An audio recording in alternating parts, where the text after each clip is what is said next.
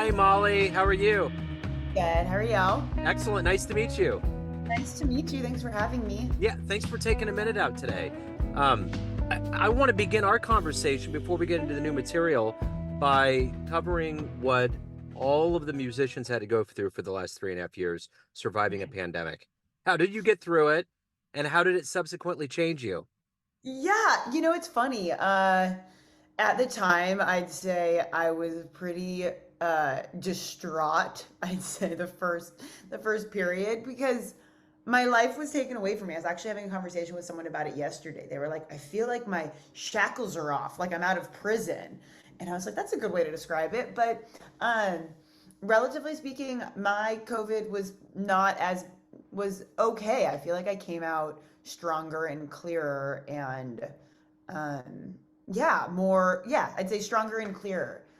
Thinking back to it, I survived by playing a ton of music with my brother. I was really fortunate. My little brother is an amazing drummer, Sammy Miller. So the two of us were quarantining together at our Nice. parents' house for the first like 6 months or so when it was the worst. Hmm. Um, and played so much music together. And I also taught a lot online.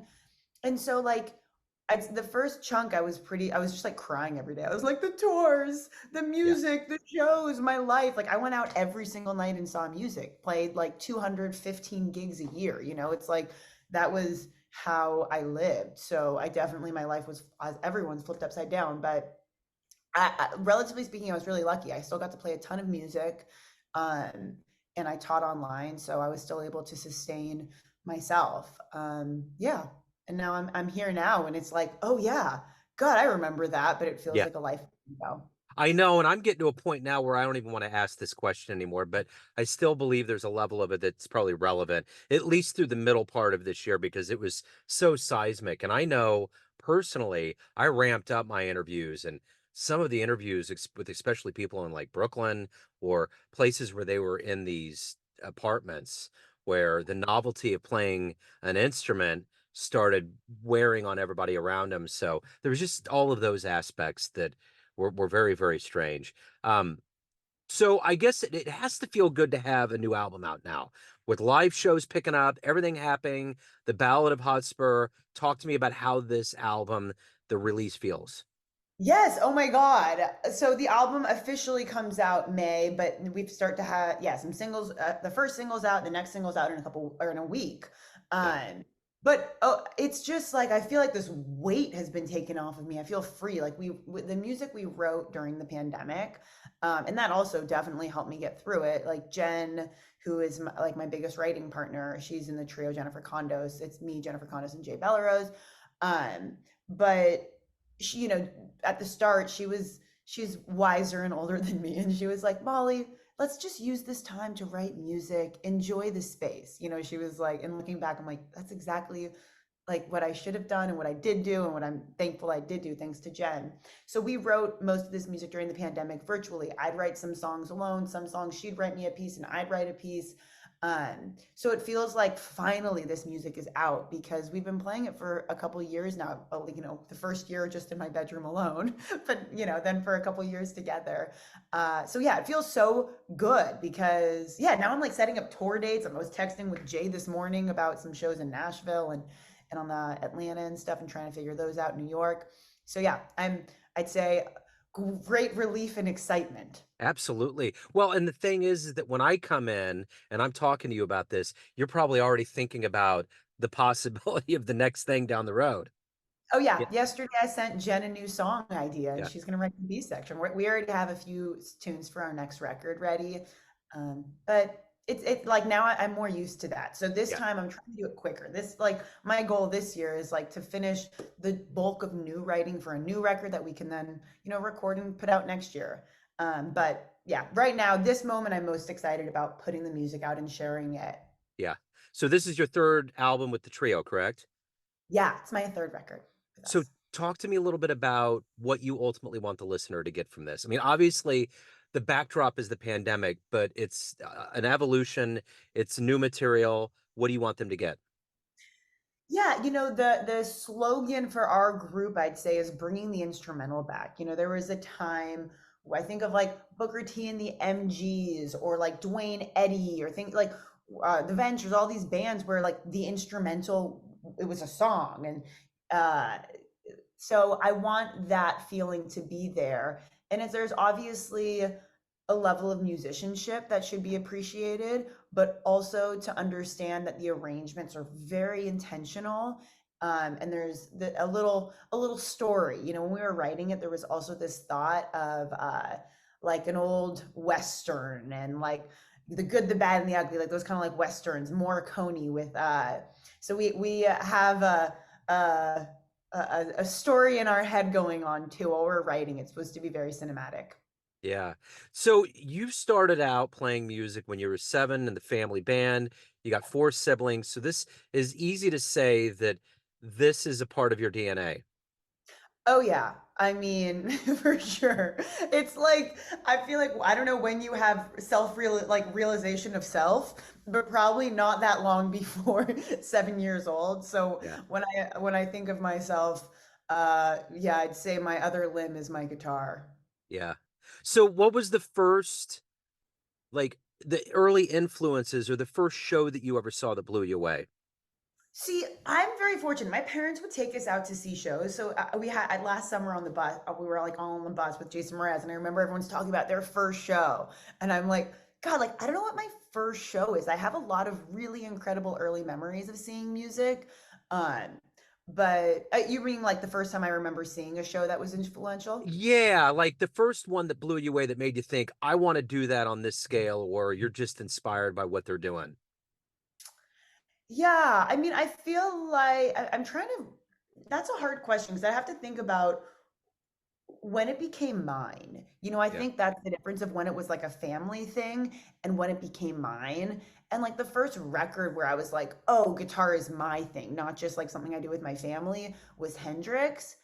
And then I got real. I'm like, now it's like, then I was like really intentional. Like I wanted to go see No Doubt. I wanted to go see, like I was like 13, 14. So you have to Yeah. remember, it's not Yeah. going to be like yes, I also saw Aretha Franklin and Stevie Wonder, and those shows were, and John Mayer, like all these people for me that were like amazing. John Mayer was a big one, but like when I was like 13, 14, it was like Red Hot Chili Peppers, No Doubt, Sum 41, Blink 182, Green Day, like going to those shows. Yeah. Yeah, I have a vivid memory. It was Sum 41, Green Day, and Blink 182. And this is like 13-year-old Molly who has like a Stratocaster and like is so excited because like it was mine. Yeah. It's interesting. I was talking to someone about John Mayer the other day because he is seismic with the way he does his thing. He has a great vibe. And I remember when he was starting to get big, they did some 2020 special on him. And at one point, he said, in the early days when I was in my bedroom, I would play the guitar like I was in front of hundreds of thousands of people. And he said, now that that's happening, I play on stage like I'm in my bedroom again. And it was so interesting, the kind of the polarities of this thirst for fame. And then when you get it, you're like, well, I just want to go to this native place that made me feel comfortable all these years, Yeah, you know? What? that makes sense. Yeah. So what about Pat Metheny? Has he been on your radar? Oh yeah, I mean, I feel fortunate. I've seen him. I haven't seen him in a while, but I've seen him before, and he's amazing. He is not one of my like go-to guitar players, Yeah. but he's definitely an incredible guitar player. I've learned his songs, I've studied his guitar playing, and I have great respect for him. But if you're like, what are your top 10 favorite guitar players? I'm sorry, Pat, you're not on my top 10, but it's nothing like he's an incredible guitar player. It's just Yeah. like what hits you when. I feel like so much of Right. it is Well, I, like, I get that sense. If Hendrix was the first mover, Matheny's a different vibe. And I asked that because I moved to his hometown of Lee Summit, Missouri, right before the pandemic started. And I really talked about being from there.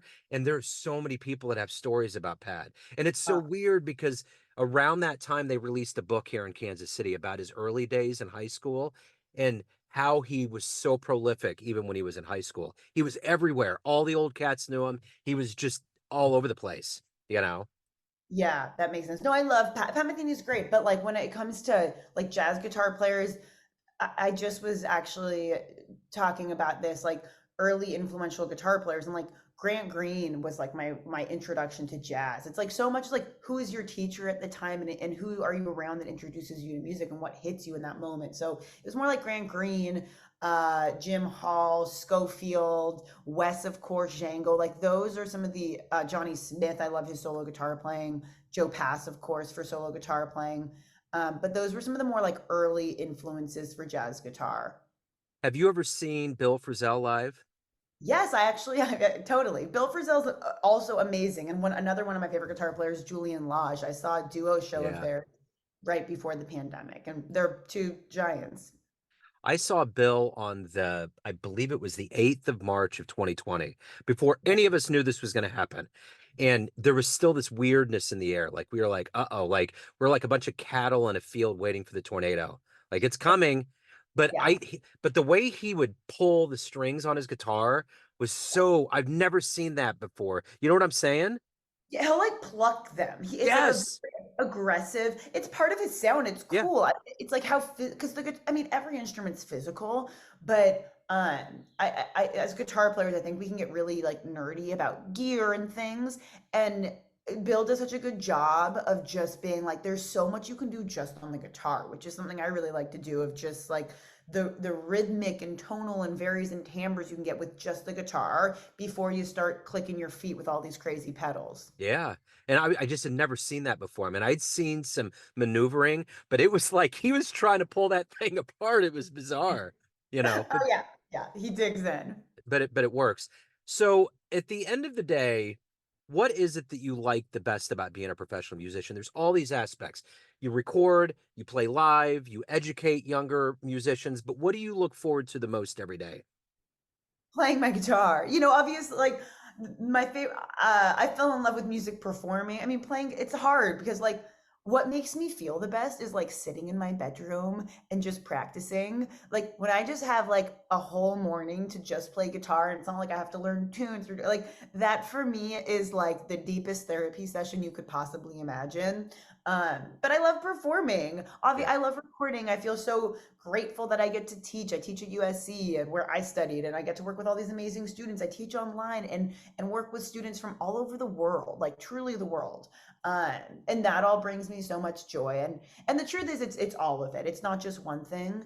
But if it's like you can only do one of the things, I feel like perform. Yeah. Uh, I love performing music. And the it's just such a reflection, especially most of the music I play, where there's like improvised elements and a lot of intensity of like listening to people around you. Um, that is the most exciting thing to me. So you've spent years playing with some heavy hitters. You mentioned Jason Mraz, and there's all these musicians that you've been around that have been older than you. What do Mhm. you ultimately want? Because when you're teaching these students, you're obviously older and wiser than them. What do you ultimately want to impart on the younger musicians from your perspective? What do you want them to get about it? I almost yeah, there's all the technique stuff but like I think the thing that's easy to get wrapped up in is fear number one of being afraid. And I think we all go through that, especially as musicians. There's a lot of pressure to sound a certain way or be a certain way and to get all these things down. But it's like to rid yourself of fear and to tap into the joy. I try to do that every time I pick up my instrument. Uh, because yeah, like to me playing music is the most joyous thing, and even when you're expressing a form of sadness or rid of fear. Yeah, for sure. Let me ask you this. If you could get into a time machine and go back in time and see any musician on a uh, stage, where are you going? Where are you going to click on that time machine? What digits? oh god, this is a hard question. Now I thought you were going to say like just to see a bunch of musicians. Like there's that's so hard because like there's yeah. You I no, mean, you can string it together. You can we okay. could call this like a a long distance Lollapalooza or whatever. We could do it that way. Yeah, it's a funny thing. There's this have you seen A Night in Paris? Yeah. There's this scene where like Owen Wilson's like back in time, and I forget who he's talking to, but he's like finally back in the 1920s and he's so happy and he's talking to someone and they're like, "Oh God, if only we could go back to the 1890s. Life was so much better then." Yeah. And it's easy to romanticize, but this question is more specific about what music I'd see. I mean, who do I want to see? There's like I'd love to see Hendrix live because he's like the reason I believe guitar is cool. Sister Rosetta Tharpe, oh my God. Like Yeah. she's a big influence for me too. If I could see her live, yeah, the Beatles, of course, Leon Russell in his heyday. Oh my God, I'm also like in love with him, Yeah. but yeah, Yeah. 50 years ago in this Yeah. early 70s. So I don't know what year. That's like Yeah. I feel like Sister Rosetta Tharpe may be the queen for me. So that's the 40s. And then you get a ton of amazing jazz musicians then too. So Yeah. yeah, obviously, yeah, I could go and see Charlie Christian like invent jazz guitar, you Uh-huh. know? Yeah, for sure. Yeah. I So mean, yeah, there's so many. So speaking of that warm feeling from like Charlie, what is it that you love about jazz? it's I think the immediacy of it, like, and but it's not fair. See, I sometimes don't like, I mean, obviously I'm on Neon Jazz, uh, um, but like to me, like the joys I get from jazz, like I tend to play music that also has those same rules. But there's so many reasons I love playing the music and studying the music. There's all these songs I love. I mean, I was talking about it yesterday, like all these old songs from the 20s and 30s and 40s. Like when I'm learning new jazz tunes, they're mostly old tunes like that. Like It's Only a Paper Moon. I'm gonna sit right down and write myself a letter. Like Dream a Little Dream of Me. All the You Go to My Head, like all these tunes, like God, they just melt me. Yeah. And the harmony, the melody, the lyrics, like they melt me. But then also, I think I want to say the freedom. It feels so cliche, like the freedom that you have to do so much with the song, uh, Yeah. you know, to reinvent the song, which is something I love doing. To take it and you can make it your own and explore how the harmony can work together and what you can do, what the possibilities are. And then when you play it with others, there's that same freedom. Yeah. Yeah. You know, it's interesting, and this is coming from someone that's not a musician. I'm always blown away by how often musicians want to cover songs that they're bespeckled by these old songs. Because there's a part of me that feels like the community of musicians, whether it's jazz or otherwise, wants to come up with their own original stamp. But I guess it's always about standing on the shoulders of giants because you can learn so much from that that would feed into your originality. Yeah, I think it's really important for me and for most players to do both. Like studying songs and arranging songs is something I get so much joy from, and you learn. Like you look at harmony, melody, how they work together. Why is the song great? Maybe it's something, and you can really learn from that. I think it's super important to study songs. And they inform your own songwriting too, but then also, yeah, to write your own tunes because then you have your own voice Yeah. that can be furthered by your compositions. Yeah. So at the end of the day, Molly, everyone has a perception of you. Family, friends, fans, students, but you run the show. What's your perception of you? Who do you think you are? Oh my gosh, it's fun. I remember once having this conversation. A professor's like, "Are you just what people think you are?" Like, That's the thing. Right. who am I? I'm a fun-loving musician, a great tennis player too. I mean, There no, you go. what am I? It's hard because like, how do I think of myself? Yeah. Guitar, tennis, family, vegetarian, it's like I have these things, but I always struggle with those personality tests too Yeah. because it's so like, how do I feel in that moment? Like answering a question of how you are, it's like, how am I in this exact moment will be different in 5 minutes. I'd Yeah. answer the question differently, but I, I'm. I take everything I do really seriously with joy and love, but what is it? You take the work seriously, but not yourself seriously, or something. There Yeah. has to be playfulness that exists in everything you do. For me, like that's true to me of like the playfulness and lightness that comes with it, but the seriousness of whatever you take on, whether that be in yeah my relationships or my obviously my music, because yeah, like I mean I think about when you show up somewhere and someone is not really there, that's one of the least fun places to be. So I try to be present wherever I am. Yeah. It's a great answer. So you went around the personality test and just drew an arrow and said, "This is my answer." because I don't Right now. like those either. I just don't. It's just you get pigeonholed, and you're like, come on, why can't there be Yeah. like an answer in between this? Why does it have to be so black and white? Yes. It's gray. Let's just get in the grays. I know, I know, and sorry, this is probably the wrong reference, but I think of like Sex in the City. It's like we're not one of those Uh-huh. characters. We're all four. That's it, right? It's a mix of everything. You want all the ice cream flavors. So at the end of the day, the album's going to be coming out here in the deep spring. Tell everybody where's the best place, live Yeah. shows, everything. Okay, May, when does this podcast come out? Because I found out yesterday really exciting news. So it's going to be pretty quick, probably here within a week. Okay. Well, I think I'm like, I don't know if I can announce it, but I'll just say this. Okay. So album comes out May 3rd. Yep. I'm doing some tour dates with the trio in May. We're gonna go up the coast, sorting out Seattle, Portland, whether that's in May or in the fall. Gonna do an East Coast like New York, Atlanta, Nashville sort of run as well in May. And then I will be I will be opening for a 6 week long tour as well, July, August. So if I haven't announced it yet, then stay tuned because I'm Okay. super excited. I just found out yesterday that the trio is doing a 6 week long run opening for an artist. So Very good. Very, very good. Okay. So thank you so much. Thank you for your time. Have a wonderful release. Do you do anything special on release day? I'm trying to get a show. I think that's Okay. the best way to spend it, or else I'll be like, there's always something a little lonesome. And it's weird, like when big things happen, like a big show or I'm this big release, like I always feel so alone and sad. I Yeah. don't know. It's just not in a bad way, just in a that's what it is. So I'm trying to book a show in San Francisco May 3rd. That's what I'm working on right now. It's But that it's that otherwise, Yeah, it's that whole build-up thing. It's like when I get to Christmas, it's like, my God, we spent the last 6 weeks getting ready for this, and it's like we're here and this is it. This is all we got. I know. It's weird. So yeah, Very I weird. want to play a show that day so I don't have to feel my feelings. That's the plan. That's it. That's what we do. We gotta placate and take care of it. So this has been great, Molly. Thank you so much for your time, for your story, and good luck with the release and live shows and the big shows. And we'll stay on the radar and make sure that we, when this is fully announced, we can add as an addendum. Cool. Thank you. And Cool. hopefully